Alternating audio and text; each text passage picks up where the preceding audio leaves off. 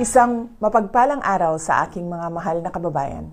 Taus-puso akong bumabati sa lahat nang lumahok sa malawakang Peace Rally ngayong araw. Ito ay isang makapangyarihang pagpapakita ng pagkakaisa at pananampalataya na ang tanging hangad lamang ay kapayapaan tungo sa kaunlaran ng ating bansa.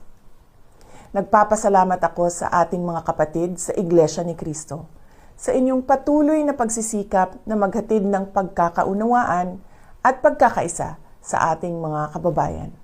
Sa gitna ng tumataas na presyo ng bilihin, kahirapan, at iba pang suliranin, ang isang mapayapa at nagkakaisang Pilipinas ay hindi kailanman matitinag at paulit-ulit na aahon sa gitna ng hamon ng panahon.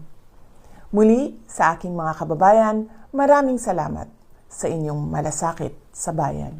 Mabuhay ang sambayan.